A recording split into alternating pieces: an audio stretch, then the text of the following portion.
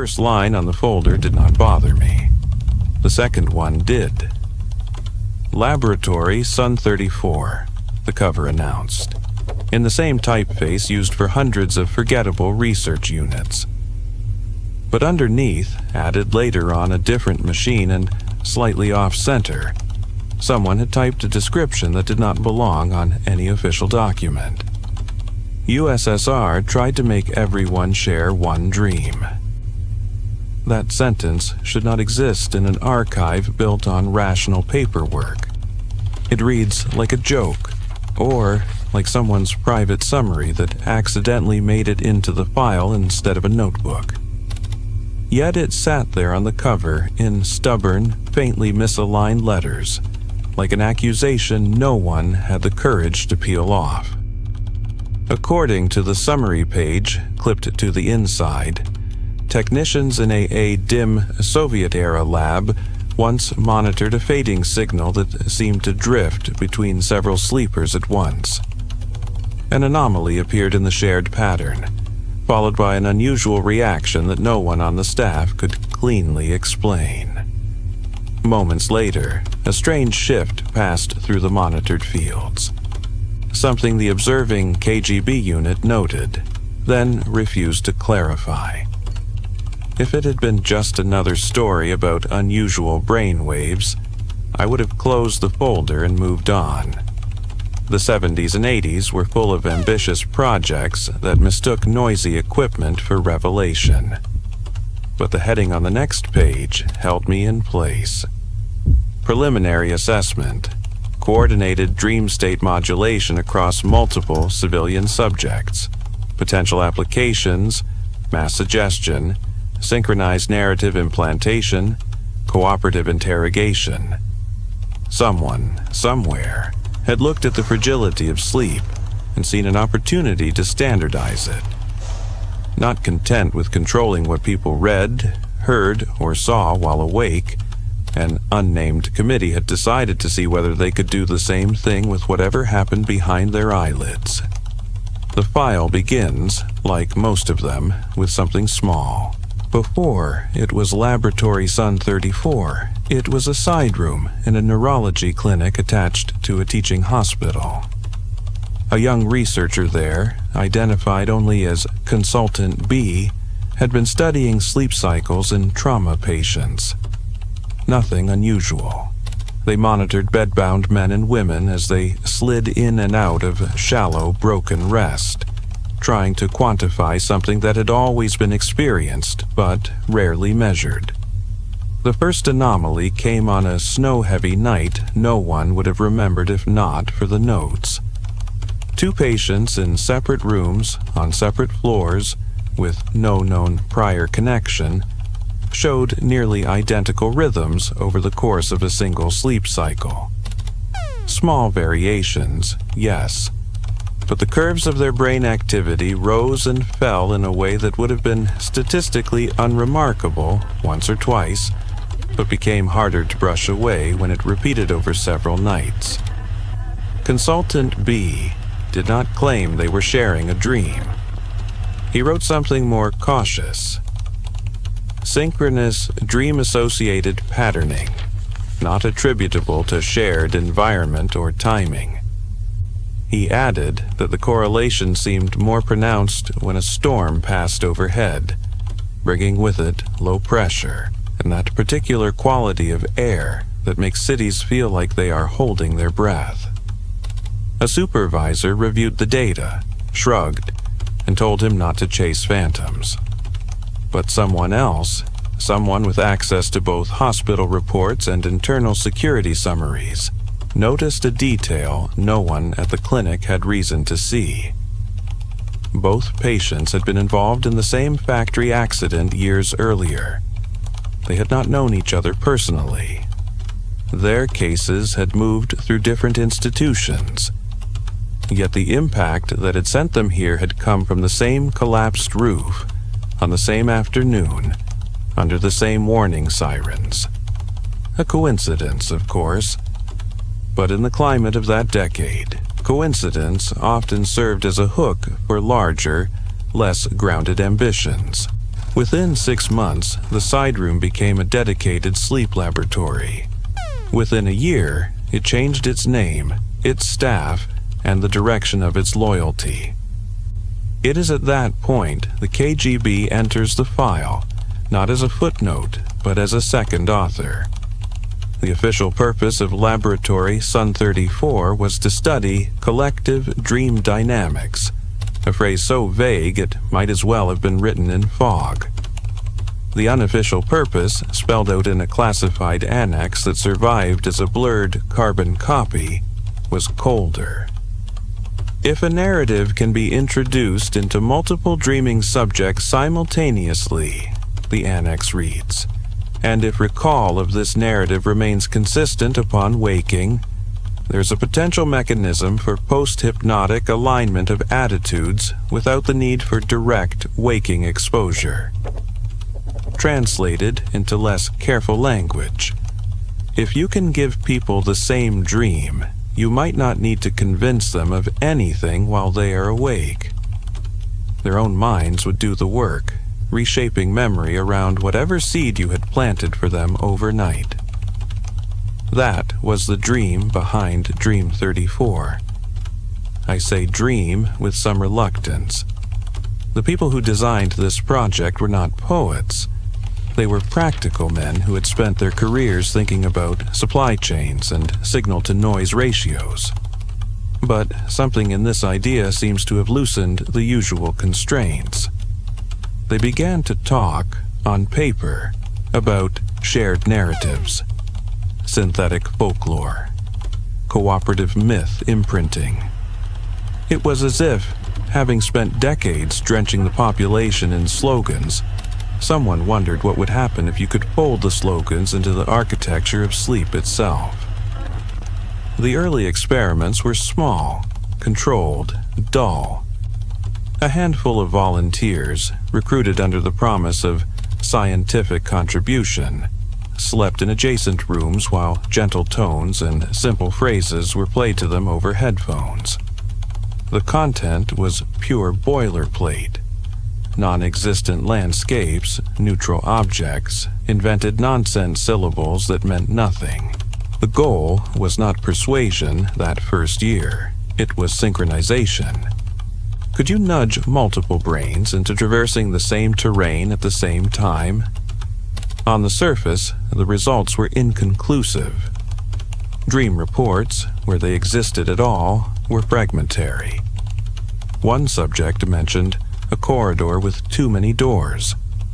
Another remembered a room full of water. Only when the transcripts were laid over each other, sentence by sentence, did small shared motifs begin to appear. Doorways that did not open. Ceilings that pressed down but never quite touched the head. A sense of waiting in a place that felt both familiar and wrong. If you are inclined toward patterns, you can find a shared dream in any two descriptions of sleep. The team at Sun 34 knew this. They tried to guard against it. Yet the technicians monitoring the analog signals noticed something that bothered them more than the subjective overlap in stories. On some nights, the lines of brain activity on their screens wandered as usual, each subject's pattern independent and messy. On other nights, for brief intervals, segments of those lines seemed to move in concert, like people in separate apartments turning their heads in the same direction at the same time, despite hearing no obvious cue. These episodes were short, a few seconds, a handful of breaths. But they repeated, clustered around certain phases of sleep and certain background conditions. Whenever a storm rolled in, whenever the building hummed with a certain low, almost inaudible resonance, the screens were more likely to show those reluctant, eerie harmonies. Technicians gave the phenomenon a nickname they never wrote into the file: the tide. They said the brainwaves rose together like water pulled by a distant, indifferent moon.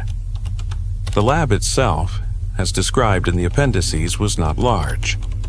1 corridor, 4 sleep rooms, A cramped observation space with a single wide window looking onto a row of narrow beds. No soundstage atmosphere, just chipped tiles, a faint smell of disinfectant, and the constant, patient ticking of machines that did not care what they were recording.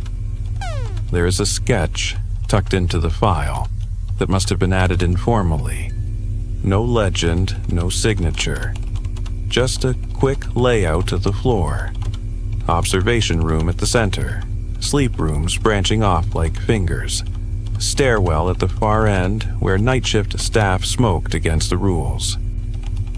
Someone has drawn small circles in the sleep rooms where the beds stood, and a larger circle in the observation room, as if to remind the reader that this was the place where all their signals met. None of this, on its own, would have brought the KGB deeper into the room. The project might have stayed a curiosity funded by the Ministry of Health. What changed the equation was an incident during what should have been a routine night. 3 subjects asleep, 1 technician on duty, a gray-suited observer from the committee sitting behind him, smoking with the customary expressionless boredom. The notes from that night are sparse, as if the people involved were trying not to remember too precisely. The experiment was in its 3rd hour. The subjects had cycled into stable sleep. The scripted tones had ended. The lab was meant to be in its quiet watching phase. Instead of drifting back out of sync, the 3 monitored patterns drew closer, hovering around a shared rhythm longer than anyone had seen before. The technician checked his leads, suspecting a short. He got up, went from room to room, verified that each subject was still attached to their own set of electrodes. Everything was in order. When he returned to the observation room, the observer from the committee asked, in a voice that tried and failed to sound uninterested, "Is this typical?" The technician, who would later be reprimanded for his phrasing, said, "No. It looks like they are all listening to the same thing." The observer made a note. Galvanometers ticked. Somewhere in the building, a pipe clicked as it cooled. The tide held. Then, without any stimulus from the lab side, the shared pattern dropped, as if something distant had exhaled. For a moment, all 3 lines sank into the same shallow trough. In that trough, for the length of a drawn-out heartbeat, there was almost nothing. No noise, no drift. A silence inside the noise. Afterward, the subjects woke confused. They remembered no particular dream. One mentioned a whisper that wasn't in my language. Another said she had tried to move in the dream, but someone else had already borrowed my decision. The equipment logs from that night should have been unremarkable. Instead, they were sent upstairs, where someone with a better office and less imagination read them and wrote the sentence that would redirect the project's purpose. Observation. Transient convergence of dream state fields between multiple subjects suggests potential for forced common content. Forced. Not invited, not suggested. Forced. From that point on, Sun 34 became less about watching and more about pushing. The internal experiments that followed were carefully described in deliberately vague language. External observers were brought in. New equipment was installed to allow for more precise phase locking between subjects.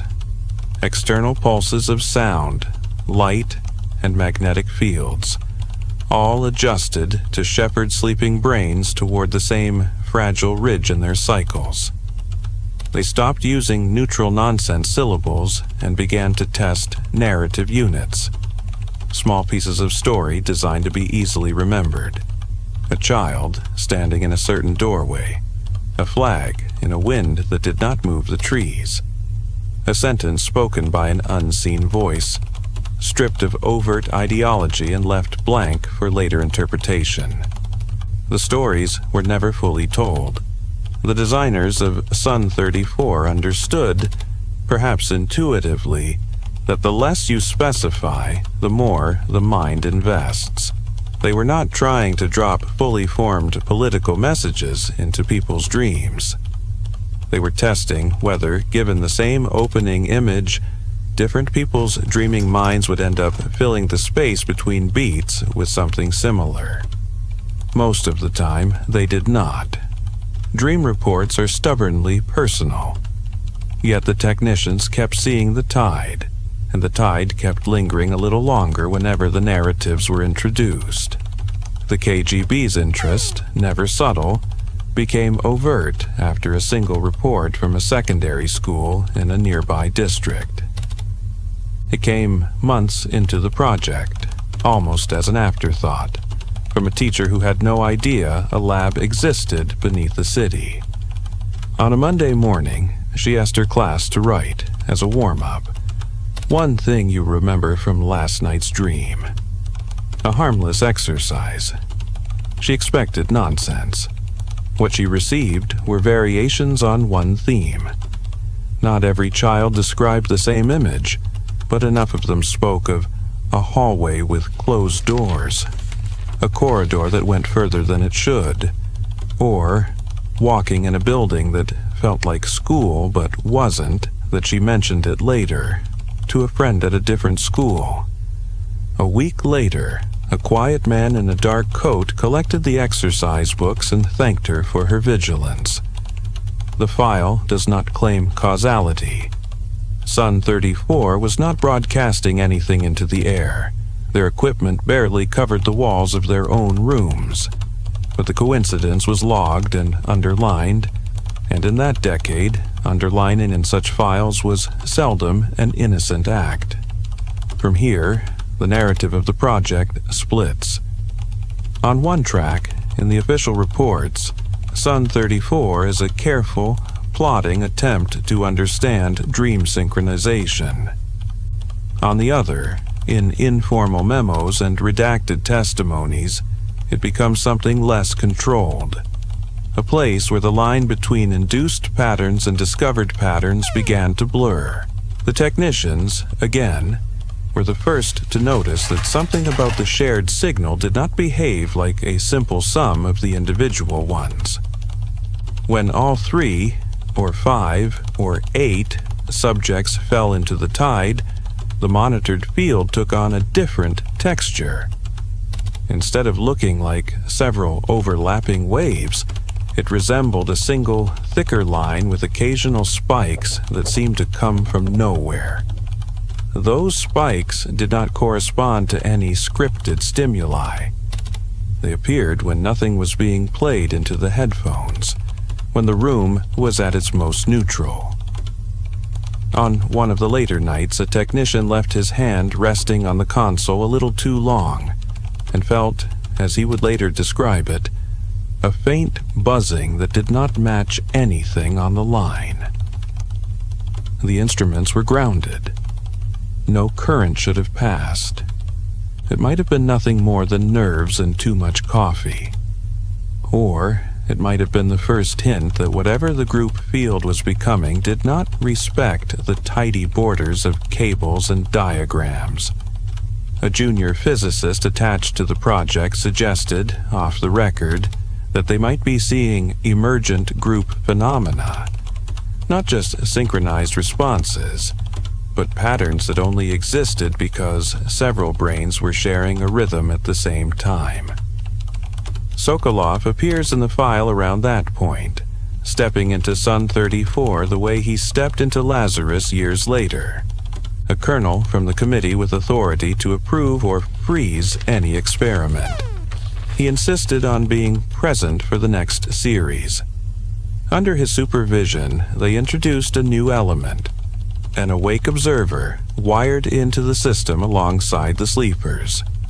Not to share their dream officially, but to monitor and adjust in real time. In practice, the observer became a conduit. the only person in the room capable of potentially bridging the gap between the measured patterns and conscious recall. They called the procedure an echo test. The idea was brutal in its simplicity. If the group field developed any distinct features during the tide, those features might leave an imprint on the observer's mind, like a fingerprint in soft wax. The observer would then report, upon waking or after debrief, any images or phrases that did not feel like his own. The first echo tests were uneventful. The awake observer reported boredom, a stiff neck, and a vague envy of those allowed to sleep on duty. The shared field rose and fell. He noticed nothing. On the fifth night, the anomaly appeared. It began, as these things always seem to, with something small and easily dismissed. The observer, a technician named Orloff in the file, was watching the graphs when he felt, in his words, as if I had forgotten something important in the next room. There was no next room, not in the sense he meant, but the feeling came with a physical pull, a sense that his awareness was leaning just slightly away from his body. He reported this afterward, in cross-examination. At the time, he said nothing.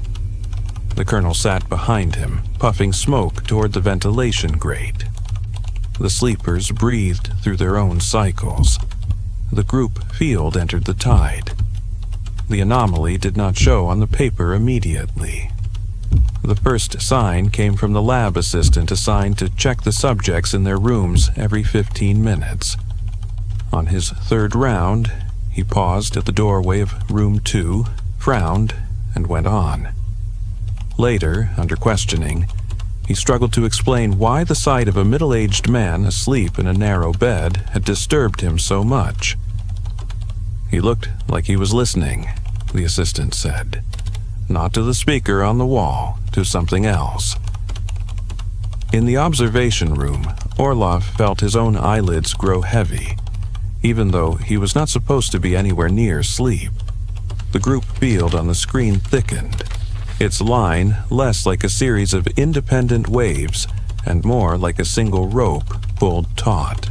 According to the equipment logs, the anomaly appeared at 3 points simultaneously. In the patterns of the sleepers, in the field, and in Orloff's subjective experience. In the field, it was a brief, sharp rearrangement, a contraction of the tide into a shape that did not match any known stage of sleep. In the sleepers, it manifested as a tiny, simultaneous motion. All of them at once made a small adjustment with their right hand, as if reaching for a thing that was not there. In Orloff, it was a sense of someone else remembering through me. He did not see images. He did not hear a voice. He reported instead a sudden certainty that there was a place he had been many times, a place with narrow corridors and too many doors, and that he was expected to recognize it. The certainty had no accompanying picture. It was all weight and no form. The anomaly lasted, according to the approximated timing, 4 seconds. Then the field loosened. The sleepers shifted back into their own rhythms and the room felt suddenly too small.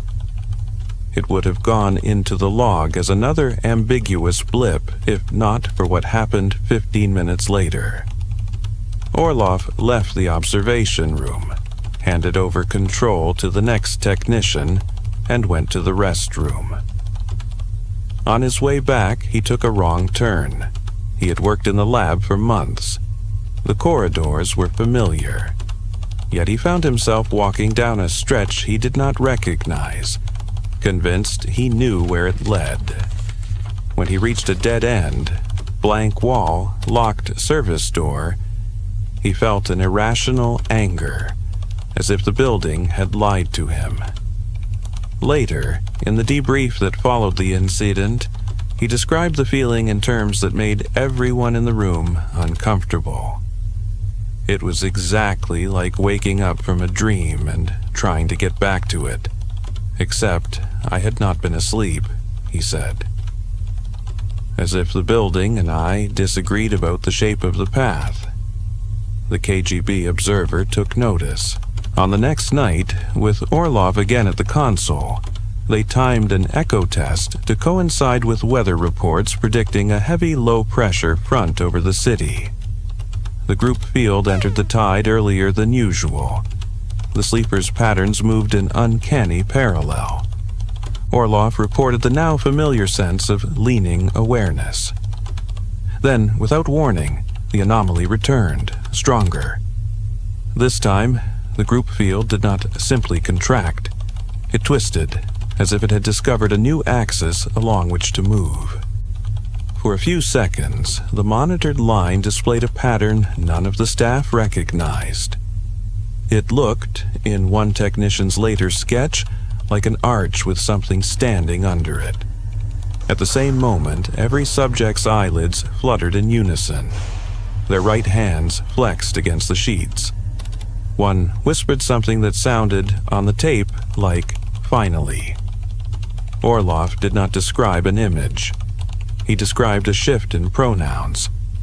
"It felt," he said, "as if the thought in my head had quietly changed from, 'I am watching them sleep,' to, 'we are dreaming, and someone is watching.'"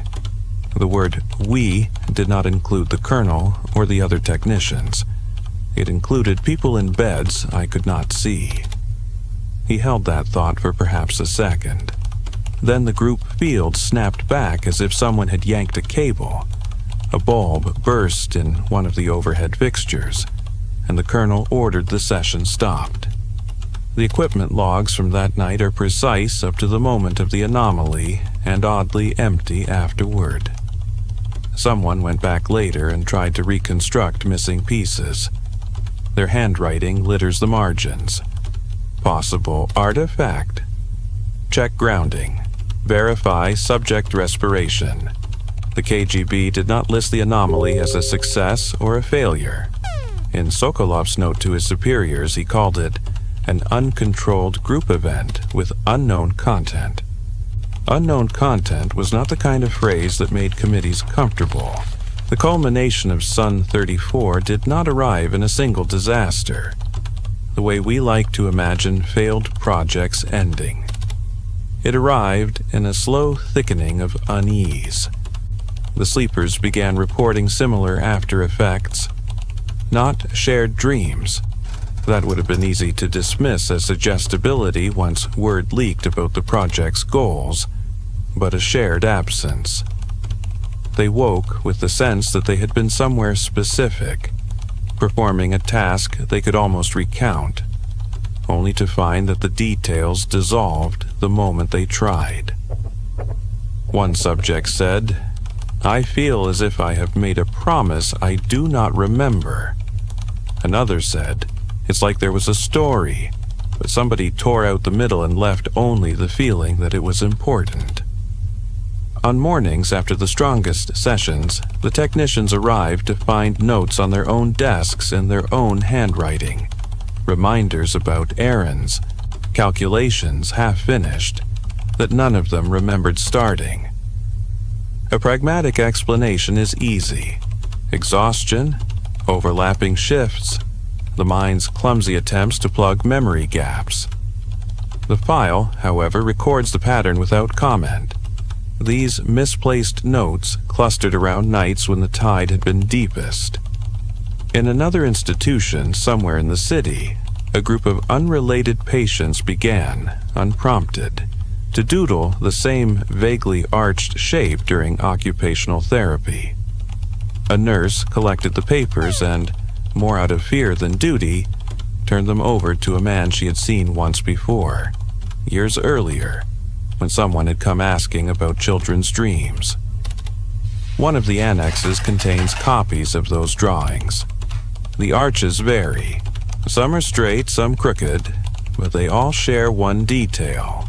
A small cluster of marks under the curve, like silhouettes standing beneath something too large to understand. The cover-up, when it came, was clumsy and incomplete.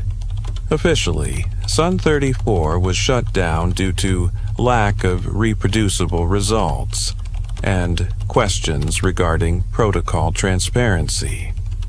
The staff were reassigned. Equipment was redistributed or scrapped. The rooms were repainted and given to another department. Unofficially, there were whispered instructions. Do not discuss dream content outside of secure channels. Do not entertain questions from patients or volunteers. Do not acknowledge in writing any connection between group experiments and reports from outside institutions. Several staff members received quiet visits at home from men who wanted to know whether they had experienced any unusual dreams in the months since Sun 34 closed. The interviews were not recorded in the file, but a few notes from the interviewers survived. Subject smiles nervously, insists on dreamless sleep, avoids eye contact when asked about corridors. Subject laughs, says he no longer dreams at all, too tired. Appears relieved when topic changes. Subject claims to have had recurring dream of walking in a building that looks like the lab but has no doors. Advises interviewer not to get curious. The contradictions in their stories did not cancel each other out. They formed a different kind of pattern, a ring around something none of them wanted to name. The strangest part of the file, the one that has kept me thinking about Sun 34 long after it should have blurred into the mass of other failed ambitions, is not the description of the anomaly itself. It is a small annex near the end, misfiled between maintenance logs, titled simply External Correlations. It lists, in dry bullet points, a series of incidents from the year following the lab's closure. A commuter train delayed outside the city when several passengers in different compartments fell asleep at once and could not be woken for several minutes. Upon waking, they all asked, with varying degrees of confusion, "Did we arrive?" Even though the train had not moved. A night watchman at a textile factory who reported in his logbook that for some time the machines sounded as if they were breathing in unison. He later told a colleague he had dreamed, on his feet, of walking through the plant while all looms stood silent, waiting for him to speak. A small-town cinema where, during a late-night screening, the projector jammed and the audience sat in darkness for 4 minutes. According to the manager's account, no one spoke, coughed, or shifted their seat in that interval. The silence had a sleeping quality. Several attendees later claimed the lights had never gone out at all. A nurse in a provincial hospital who woke one morning, convinced she had already completed her shift, only to find she was late for the one that was actually scheduled.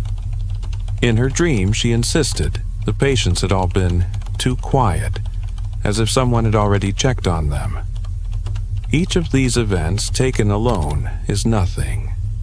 Together, collected under the shadow of a project designed to see whether people could be nudged into a shared internal state, they look like the aftershocks of a hammer dropped somewhere out of sight. The file does not say who compiled that annex. The typeface changes halfway down the page, as if someone else, filling in for a colleague, had continued the list without asking too many questions about why it needed to exist. At the bottom, in faint pencil, a single question mark sits next to the word coincidence. The last part of the file is the closest thing Sun 34 has to a conclusion. The final note on official letterhead is not an official conclusion. It is a single line of text at the bottom of the last page, typed in a faint misaligned font like the one on the folder. Current assessment. If a field of shared narrative expectation was created, it may now persist at low level without active maintenance. further intervention is not advised. Field of shared narrative expectation, an ungainly phrase for something that, if you squint at it sideways, resembles the idea of a dream that a system once tried to give to everyone, and that never quite went away. The file does not say what that dream contained. Perhaps it never had content. Perhaps Sun 34 succeeded only in teaching a few hundred brains to feel for a heartbeat, as if they were not dreaming alone. Or perhaps the content was there and was erased before the file reached my hands, stripped like propaganda posters from a wall when the slogans change.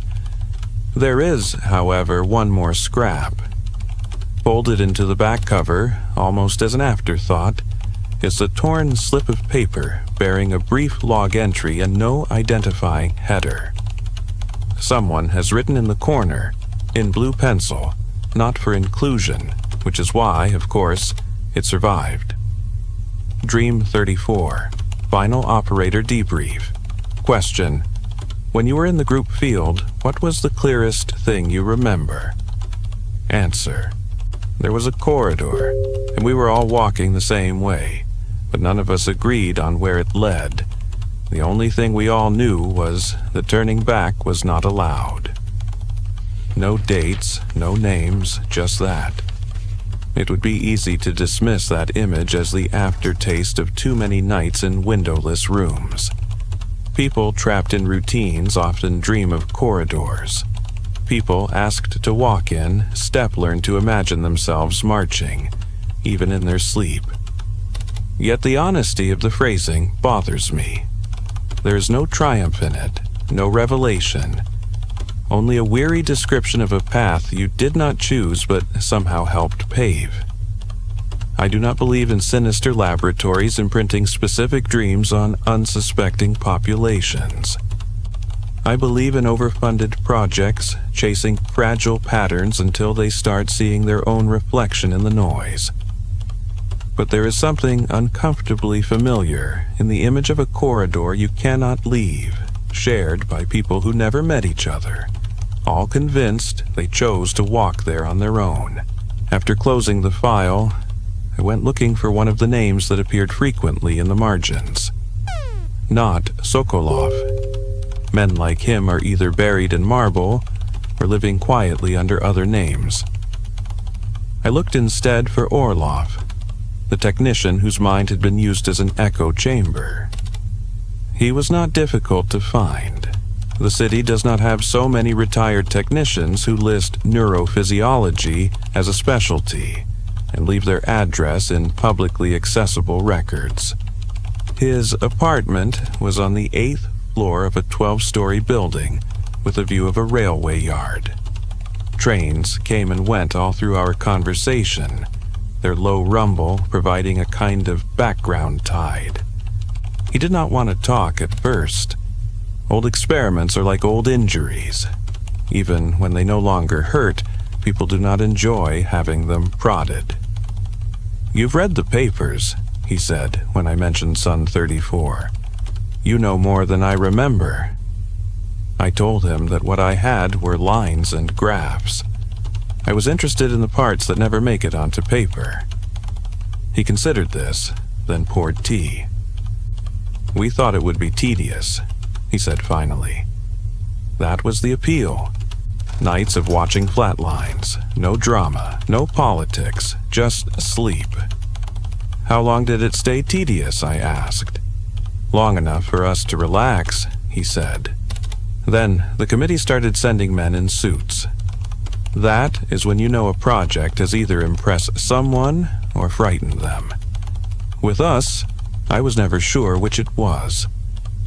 He spoke about the early work in terms that matched the file, then skirted around the nights of the anomaly, until I asked him directly about the feeling of walking down a corridor that no longer existed. He flinched at that, a tiny, involuntary tightening around the eyes. "You have that in your notes?" he said. "In the debrief," I replied. "You said it felt as if the building and you disagreed about the shape of the path." He grimaced, more at his own words than at my repetition of them. I was trying to sound sane, he said. There is no good way to explain what it feels like when your legs are absolutely certain that a left turn will take you to a place that has never been there. And now, I asked, decades later, do you still have strange dreams? He glanced toward the window, where the tracks glinted dull under a sky the color of old paperwork. I dream the same as anyone my age, he said. Lost documents, late shift, trains that do not arrive. But sometimes, when I wake up and go to the kitchen, I have the oddest sense that someone else has already walked that path a moment before me. Not a ghost, not a duplicate, just a delay, as if I were catching up to myself. He shook his head, impatient with his own description. It sounds foolish when you say it aloud, he added. Put it in your archive. Call it operator fatigue. I asked him whether, during the strongest sessions, he had ever felt that the dream, whatever it was, belonged more to the system than to any individual in the beds. He was quiet for a long time. At some point, he said, I stopped thinking of it as their dream and started thinking of it as the lab's dream. Something that existed only because the room, the machines, the subjects, and our own expectations were all humming together. If you remove any one part, it collapses, but while it stands, you can feel it looking for content. Did it ever find any? I said. He gave a tired half-smile. You tell me, he said. You're the one still thinking about it. On my way out, as I reached for the door handle, he added one more remark, almost an afterthought. You know what frightened me most? He asked. The unknown content, I guessed. No, he said. The idea that maybe there was no content at all, just a ready-made shape waiting for someone powerful and unimaginative to pour something into it. The KGB tried, for a time, to make everyone share one dream. They failed in the way such attempts usually fail. The machinery broke, the staff scattered, the records decayed. What they may have left behind, though, is not a master narrative, but a faint, lingering sense that we have already been somewhere together in the dark, following an invisible script we did not write. On certain nights, when the city quiets and the low hum of distant transformers seeps through the walls, I find myself waking from a dream I cannot remember, with the distinct impression that I have just come back from a place with too many doors and no maps. In those first few seconds of waking, before the routines of the day rush in, there's a sound at the edge of hearing, a soft, synchronized inhale, as if a room full of sleepers, somewhere deep below ground, have rolled onto their right sides at the same time. I tell myself it is only the memory of what I have read. Files do that to you. Spend enough nights inside other people's unfinished experiments, and you will start dreaming in their vocabulary. Yet, sometimes, when I stand alone in the archive, fluorescent lights buzzing faintly overhead, I catch myself glancing down the rows of shelves with an odd, unreasonable certainty. Not that someone is watching, that we are all, in some quiet, persistent way, still walking down the same corridor, looking for a door that was never meant to open. If there is a last line to Dream 34, it does not sit in any folder. It lies instead in that fleeting, shared sensation you feel when you wake suddenly in the middle of the night and are briefly sure that somewhere, in another apartment, in another city, a stranger has just woken with the same thought. You shake it off, you turn over, you go back to sleep, and far away, in the dark where no paper reaches, the forgotten experiment of Sun 34 keep humming at a level just low enough not to disturb the day, waiting to see whether, one night, enough of us will drift into the same trough in the tide, and for a second, remember that we were once invited to dream together.